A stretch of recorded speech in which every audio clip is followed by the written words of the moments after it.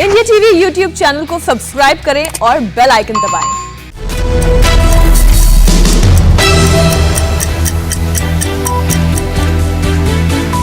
नमस्कार, आप देख रहे हैं इंडिया टीवी। आपके साथ मैं हूं अर्चना सिंह। वक्त है सुबह 9 बजे की 9 बड़ी खबरों का। आज हम आपको बताएंगे कि तीरथ सिंह रावत के बाद ममता बनर्जी की भी सीएम की कुर्सी खतरे में है। दिल्ली क्यों पहुंची बिहार में जेडीयू की बगावत और असम के मुख्यमंत्री ने मुस्लिम बुद्धिजीवियों को क्या दिया दो टूक संदेश। लेकिन सबसे पहले सुनिए ओवैसी के चैलेंज पर क्या है योगी आदित्यनाथ का जवाब।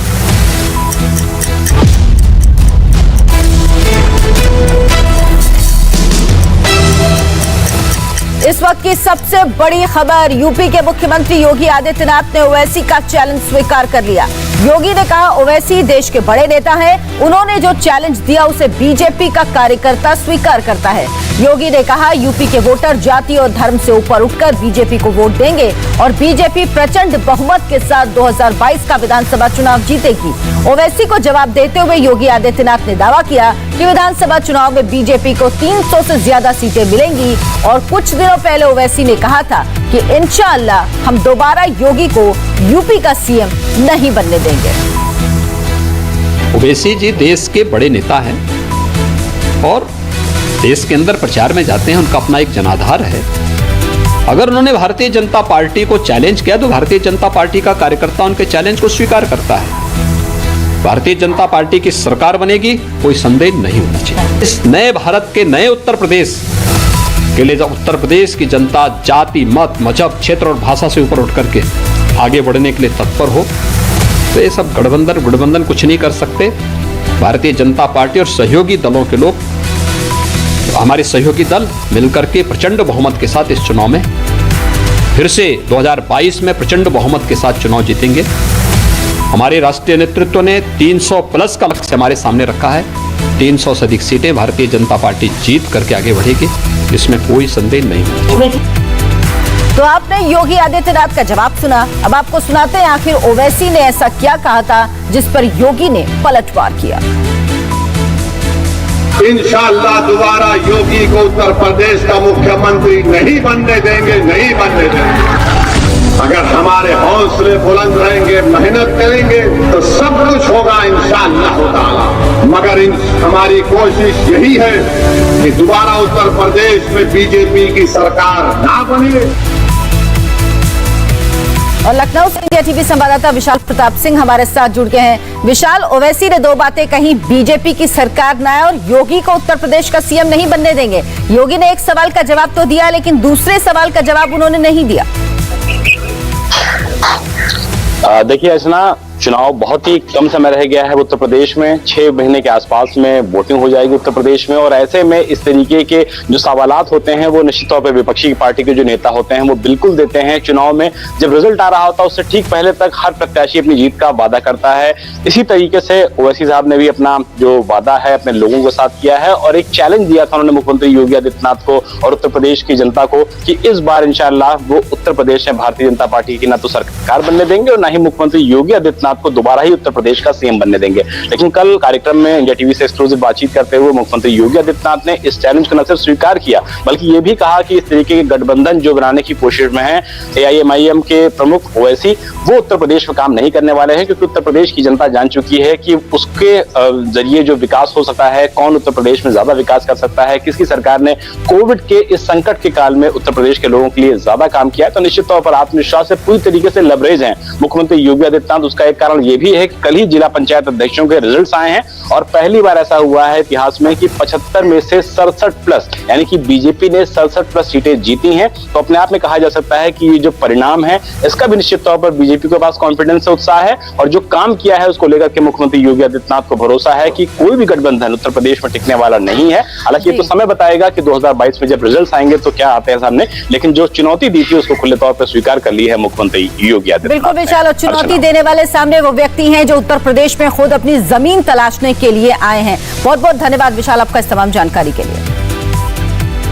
यूपी के सीएम योगी की तरह असम के मुख्यमंत्री भी आजकल एक्शन में हैं। असम के मुख्यमंत्री हेमंत बिस्व शर्मा ने जनसंख्या नियंत्रण कानून पर बात करने के लिए मुस्लिम बुद्धिजीवियों को मिलने के लिए बुलाया है। मुख्यमंत्री हेमंत बिस्व शर्मा आज 150 मुस्लिम बुद्धिजीवियों से मिलेंगे और उनको जनसंख्या नियंत्रण में मदद करने की अपील करेंगे। हेमंत बिस्व शर्मा ने कहा कि जनसंख्या एक समस्या है, इसे हल करने की जरूरत है, इसीलिए वो मुस्लिम समाज के लोगों से मिलकर उनको समझाने की कोशिश कर रहे हैं। आज की मुलाकात से पहले हेमंत बिस्व शर्मा अल्पसंख्यक छात्र संघ के 2 गुटों से भी मुलाकात कर चुके हैं। Muslim population in Assam needs population control measures, or they need to control population. I am meeting lot of Muslim intellectuals in the month of July, and I am sure that they are going to support state government policy, because this is the only way through which we can eradicate poverty and illiteracy from the Muslim minorities of Assam. We are meeting all the Muslim intellectuals on 4th. I am going to meet 150 Muslim intellectuals of Assam. We have invited. Later on, I am going to have intensive meeting with various other socio-political organizations of Muslim community. And I am sure that this is for the welfare of the minority community. We are talking about their well-being. So I don't think there is any resistance from inside the community. Assam में तो BJP ने प्रचंड बहुमत से सरकार बना ली है और अब उत्तराखंड में वो अपनी राह आसान करने में जुट गई है। उत्तराखंड को आज नया मुख्यमंत्री मिलने वाला है। पुष्कर सिंह धामी को आज शाम 6 बजे सीएम पद की शपथ दिलाई जाएगी। खटीमा से बीजेपी विधायक पुष्कर सिंह धामी उत्तराखंड के 11वें और राज्य के सबसे कम उम्र के मुख्यमंत्री होंगे। कल बीजेपी विधायक दल की बैठक में धामी को नेता चुना गया। नाम की घोषणा के बाद धामी राजभवन पहुंचे और सरकार बनाने का प्रस्ताव दिया। आज शाम 6 बजे राजभवन में शपथ ग्रहण समारोह होगा, जिसमें पुष्कर धामी के अलावा कई कैबिनेट मंत्री भी हिस्सा लेंगे। धामी को सीएम बनाकर बीजेपी ने लंबे वक्त की राजनीति के लिए एक चेहरा आगे किया। बीजेपी के लिए कुमाऊं कमजोर कड़ी माना जाता है। गढ़वाल में बीजेपी की जो पकड़ है वो कुमाऊं में नहीं है। बीजेपी अब तक गढ़वाल को ही ज्यादा तवज्जो देती रही। जब त्रिवेंद्र सिंह रावत को हटाकर तीरथ सिंह रावत को सीएम बनाया गया, उस वक्त भी कुमाऊं रीजन में बीजेपी के फैसले को लेकर नाराजगी थी। कुमाऊं से आने वाले कांग्रेस नेता हरीश रावत इसे न भुना पाए, इसीलिए बीजेपी ने कुमाऊं को बैलेंस करने की कोशिश की है। उत्तराखंड की 70 विधानसभा सीटों में से 29 सीटें कुमाऊं रीजन में हैं। इनमें 20 सीटें पहाड़ी हैं। धामी को आगे करने का फायदा मैदान के अलावा पहाड़ में भी होगा। 45 साल के पुष्कर सिंह धामी खटीमा विधानसभा सीट से विधायक है। वो इस सीट से 2 बार विधायक रह चुके हैं। पुष्कर सिंह धामी कुमायूं इलाके में बड़ा राजपूत चेहरा माने जाते हैं और बीजेपी युवा मोर्चा के प्रदेश अध्यक्ष भी रह चुके हैं। बीजेपी संगठन में काम करने की वजह से राजनीति पर बारीक पकड़ है। पुष्कर सिंह 2 साल तक सीएम ऑफिस में ओएसडी के रूप में भी काम कर चुके हैं। यानी पुष्कर सिंह धामी के पास संगठन और प्रशासन दोनों की समझ है। प्रदेश के मुख्य सेवक के रूप में मुझे जिम्मेदारी दी है। मैं अपने आप को निश्चित रूप से सौभाग्यशाली मानता हूं, क्योंकि हमारी पार्टी एक सामान्य कार्यकर्ता को इतनी बड़ी जिम्मेदारी तक पहुंचाने वाली पहली पार्टी होती है। हमारे यहाँ पर कोई इस प्रकार का नहीं है कि कोई पहले से राजनीतिक परिवार हो, कोई किसी प्रकार की कोई पृष्ठभूमि हो, लेकिन उसके बाद भी पार्टी में हमारे यहाँ इस प्रकार से कार्यकर्ता का विकास किया जाता है। उसका मैं एक आप सबके सामने उदाहरण हूँ। और निश्चित रूप से मैं संकल्प लेता हूँ कि मेरे उत्तराखंड के अंतिम छोर में खड़े हुए व्यक्ति तक हमारी सरकार पहुँचेगी। उन्होंने मुझसे पूछा कि ये चुनौती है 2022 की, तो हम इसको चुनौती नहीं, हमने कहा कि हम इसको अवसर मानते हैं। हम लोगों की सेवा करेंगे और सेवा करके उनका दिल जीतेंगे। पुष्कर सिंह धामी उत्तराखंड का नया सीएम बनने पर उनके घर वालों और रिश्तेदारों की खुशी का ठिकाना नहीं रहा। धामी की मां ने कहा, मेरे बेटे ने नाम रोशन कर दिया। पार्टी संगठन ने, पार्टी हाईकमान ने उन्हें ये दायित्व सौंपा है और मैं ये भी कहना चाहूँगी जो भी इनको जिम्मेदारी मिली है उस जिम्मेदारी को बखूबी निभाते हुए अपनी जो भी जिम्मेदारियां हैं उनसे ऊपर उठ करके वो कार्य करेंगे। देश के लिए बहुत मेहनत करता है, बहुत ही ज़्यादा, कभी प्रतिमा नहीं रहता, कभी नहीं। बाबूजी कहते थे कि सीएम बनेगा ये कभी? बाबूजी कहते थे मेरा बेटा मुख्यमंत्री बनेगा, एक दिन बोलते थे। पुष्कर सिंह धामी सीएम तो बन रहे हैं, लेकिन उनके लिए आगे के रास्ते चुनौतियों से भरे होने वाले हैं। बीजेपी के जिन दिग्गज नेताओं को पीछे छोड़कर पुष्कर सिंह धामी को मुख्यमंत्री चुना गया, उनसे तालमेल बिठाना होगा। दूसरी सबसे बड़ी बात, पुष्कर सिंह धामी सिर्फ 6 से 7 महीने के लिए सीएम होंगे। ऐसे में मुख्यमंत्री के तौर पर जनता का दिल जीतने में उनके पास बहुत कम समय है। धामी पर उत्तराखंड में पार्टी की छवि को फिर से संवारने की बड़ी जिम्मेदारी है, ताकि 2022 विधानसभा चुनावों में कांग्रेस और आम आदमी पार्टी को रोका जा सके। तीरथ सिंह रावत की कुर्सी जाने के बाद अब पश्चिम बंगाल की मुख्यमंत्री ममता बनर्जी के लिए भी मुश्किल हो सकती है। ममता बनर्जी ने 4 मई को मुख्यमंत्री पद की शपथ ली थी। ऐसे में उन्हें शपथ लेने के दिन से 6 महीने के अंदर यानी 4 नवंबर तक विधानसभा का सदस्य बनना जरूरी है। उन्होंने अपने लिए भवानीपुर सीट खाली भी करा ली, लेकिन वो विधानसभा की सदस्य तभी बन पाएंगी जब यहाँ चुनाव हो। कोरोना की वजह से निर्वाचन आयोग ने सभी चुनाव स्थगित करे हुए हैं। चुनाव प्रक्रिया कब से शुरू होगी, इस बारे में अभी कुछ नहीं कहा जा सकता। ऐसे में अगर नवंबर तक भवानीपुर उपचुनाव के बारे में चुनाव आयोग फैसला नहीं लेता, तो ममता की गद्दी के लिए भी खतरा हो सकता है। ममता बनर्जी का हाल कहीं तीरथ सिंह रावत की तरह ना हो जाए, ऐसे कयास क्यों लगाए जा रहे हैं, तो इसके पीछे का तर्क समझिए। तीरथ सिंह रावत ने 10 मार्च 2021 को उत्तराखंड के मुख्यमंत्री पद की शपथ ली थी। संविधान के मुताबिक तीरथ सिंह रावत को 6 महीने के अंदर विधानसभा उपचुनाव जीतना था, तभी वो सीएम रह पाते, यानी 10 सितंबर से पहले उन्हें विधायक बन जाना था। तीरथ सिंह रावत के गंगोत्री सीट से उपचुनाव लड़ने की संभावना थी, लेकिन चुनाव आयोग ने सितंबर से पहले उपचुनाव कराने से इनकार कर दिया, जिसके बाद सीएम रावत के सामने विधायक बनने का संवैधानिक संकट खड़ा हो गया और उन्हें इस्तीफा देना पड़ा। ठीक वैसे ही हालात पश्चिम बंगाल में भी दिख रहे हैं, क्योंकि पश्चिम बंगाल की सीएम ममता बनर्जी की अभी विधानसभा की सदस्य नहीं है। बंगाल में जब चुनाव आयोग चुनाव करा रहा था, तब कई राजनीतिक दलों ने आयोग पर लोगों की जान से खेलने का आरोप लगाया था।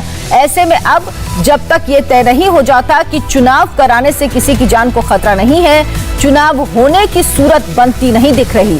ममता ने हालात को समझते हुए विधान परिषद वाला रास्ता निकालने की कोशिश की। उन्होंने विधानसभा के जरिए प्रस्ताव पास कराया कि राज्य में विधान परिषद का गठन हो, लेकिन बगैर लोकसभा की मंजूरी ये संभव नहीं। केंद्र सरकार के साथ उनके रिश्ते जग जाहिर हैं, ऐसे में विधान परिषद वाला रास्ता भी मुमकिन नहीं है। ममता टेंशन में है, लेकिन टीएमसी के नेता ऐसी किसी मुश्किल से इनकार कर रहे हैं। चुनाव आयोग का 3rd वेव तक इंतजार करेगा क्या कि 3rd वेव आएगा, उसका बाद हम बोलेंगे भाई अभी तो नहीं होगा। अभी तो स्थिति बहुत ही नॉर्मल है। सर, कोई एप्रीहेंशन था तृणमूल के? हमारा कोई एप्रीहेंशन नहीं है। इलेक्शन को डिले किया नहीं, हमारा कोई एप्रीहेंशन नहीं है। नहीं, हमारा चुनाव आयोग के ऊपर पूरा भरोसा है, क्योंकि ये संवैधानिक प्रतिष्ठान है। हमारा उनके ऊपर पूरा भरोसा है। वो नियम के मुताबिक, संविधान के मुताबिक जैसे उपचुनाव करना है, उपचुनाव यहाँ किया जाएगा। और इंडिया टीवी संवाददाता पवन नारा इस वक्त हमारे साथ सीधे जुड़ गए हैं। पवन, इस बात की कितनी संभावना है कि तीरथ सिंह रावत को जिस तरह इस्तीफा देना पड़ा, उस तरह ममता दीदी को भी अपनी गद्दी छोड़नी पड़े, क्योंकि उनके पास अभी नवंबर तक का समय है और चुनाव आयोग ने कहा है कि सितंबर तक वो चुनाव नहीं कराएगा। जी बिल्कुल, सबकी निगाहें इस बात पर है कि आखिर चुनाव आयोग कब ये ऐलान करता है कि चुनाव होगा या नहीं। लेकिन राजनीतिक जिस तरह से संभावनाओं का खेल है, इसलिए राजनीति में सारी संभावनाएं कैलकुलेट की जाती हैं, और इसीलिए ममता बनर्जी की तरफ से विधान परिषद का प्रस्ताव पेश किया गया, विधानसभा में पास करवाया गया। लेकिन हालांकि उस रास्ते पर ज्यादा सफलता की संभावना कम है। 9 sanitary napkins and baby care products for you and your baby. 9 sanitary napkins. Banerjee के जहां प्रेरणा लेती है उड़ान। अपने लिए सीट खाली करवा ली भवानीपुर में। उनके साथी ने, विधायक ने इस्तीफा दे दिया। लेकिन अभी तक चुनाव आयोग की तरफ से स्पष्ट नहीं है कि चुनाव होगा या नहीं, और सबकी निगाहें बिल्कुल, इसी तो बात सबको पर इस है। बात का इंतजार है कि चुनाव आयोग चुनाव कब कराता है, कब तारीखों का ऐलान करता है, क्योंकि ममता बनर्जी के पास अभी 4 नवंबर तक का वक्त है। बहुत बहुत धन्यवाद आपका इस तमाम जानकारी के लिए। तो ममता की मुश्किल यही खत्म नहीं होती। दोबारा काउंटिंग को लेकर बीजेपी के कई उम्मीदवारों ने हाईकोर्ट में याचिका दायर कर दी। बीजेपी के 8 उम्मीदवारों ने अपने विधानसभा निर्वाचन क्षेत्र में हुई हार को कोर्ट में चुनौती दी। कलकत्ता हाईकोर्ट में दायर याचिका में बीजेपी नेताओं ने अपने चुनावी क्षेत्र में वोटों की गिनती दोबारा कराने की मांग की। इनमें से 2 नेताओं की याचिका कोर्ट ने सोमवार को सुनवाई के लिए मंजूर कर ली है। इससे पहले मुख्यमंत्री ममता बनर्जी भी नंदीग्राम के चुनावी नतीजे को हाईकोर्ट में चुनौती दे चुकी हैं। इस तरह बंगाल की पूरी चुनावी जंग जनता की अदालत में, कानून की अदालत में पहुंच चुकी है। ममता बनर्जी की याचिका पर पहले दौर की सुनवाई हो चुकी है। इस पर शुरुआती बहस के बाद जज ने फैसला सुरक्षित रखा है। ममता की याचिका पर फैसला आता उससे पहले ही बीजेपी के 8 उम्मीदवार भी हाईकोर्ट पहुंच गए हैं। और बंगाल की तरह यूपी में भी सियासी घमासान चल रहा। यूपी के जिला पंचायत अध्यक्ष पद के चुनाव में बीजेपी ने बम्पर जीत हासिल की। 2022 विधानसभा चुनाव से पहले सेमीफाइनल माने जाने वाले इस चुनाव में बीजेपी ने लगभग क्लीन स्वीप किया। यूपी के करीब करीब हर जोन में बीजेपी जिला पंचायत अध्यक्ष का चुनाव जीतने में कामयाब हुई। 75 जिलों की 21 सीटों पर बीजेपी पहले ही निर्विरोध चुनाव जीत चुकी थी। कल हुए बाकी के 53 जिलों में चुनाव में एटा, संत कबीर नगर, आजमगढ़, बलिया, बागपत, जौनपुर और प्रतापगढ़ को छोड़कर सभी जिलों में बीजेपी के उम्मीदवारों को जीत मिली। बीजेपी ने रिकॉर्ड 65 सीटों पर झंडा बुलंद किया, जबकि 2 सीटें बीजेपी के सहयोगी दलों के हिस्से में आईं। यानी बीजेपी का यूपी के पंचायत जिला अध्यक्ष की 67 सीटों पर अब कब्जा है। समाजवादी पार्टी की इस चुनाव में बुरी हार हुई। समाजवादी पार्टी को सिर्फ 5 सीटों से संतोष करना पड़ा। इसके अलावा लोकदल, निर्दलीय और जनसत्ता दल को 1-1 सीट मिली है। इसमें त्रिस्तरीय पंचायत चुनाव में जिला पंचायत अध्यक्षों के चुनाव परिणाम ने इस बात को फिर से साबित किया है और मुझे लगता है कि कोई संदेह नहीं होना चाहिए कि आने वाले समय में जो भी अन्य चुनाव होंगे उसके परिणाम भी इसी प्रकार से आए। पिछले 16 साल से बिहार की सत्ता संभाल रहे नीतीश कुमार की अपनी पार्टी में सब कुछ ठीक नहीं। जेडीयू में नीतीश कुमार के खिलाफ बगावत के सुर लगातार मजबूत हो रहे हैं। कई दिन पहले ही इस्तीफे का ऐलान कर चुके नीतीश कुमार के मंत्री मदन सहनी अब उनके लिए नई मुसीबत खड़ी कर सकते हैं। इस्तीफे को लेकर नीतीश कुमार से मुलाकात और आगे की रणनीति पर बिना कुछ कहे मदन सहनी शनिवार देर शाम दिल्ली रवाना हो गए। माना जा रहा मदन सहनी दिल्ली में मौजूद आरजेडी के बड़े नेताओं के संपर्क कर सकते हैं। इंडिया टीवी संवाददाता नीतीश चंद्र इस वक्त हमारे साथ जुड़ गए हैं। नीतीश, क्या कुछ राजनीतिक उठापटक चल रही है और क्या वाकई मदन सहनी पार्टी छोड़ सकते हैं?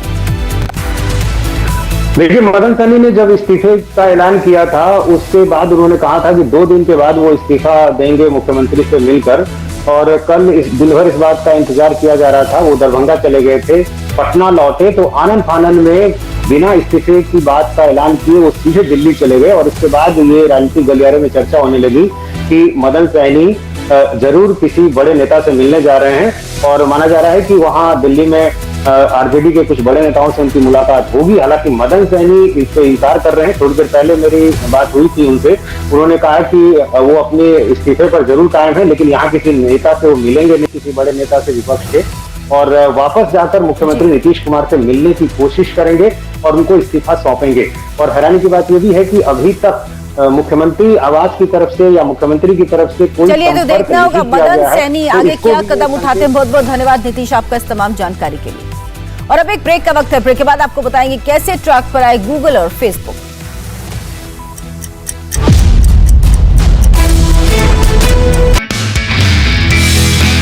नमस्ते, मैं हूं मीनाक्षी जोशी। वीडियो और खबरों से अपडेट रहने के लिए India TV YouTube channel subscribe करें, बेल आइकन दबाना ना भूलें। जुड़े रहें इंडिया टीवी के साथ।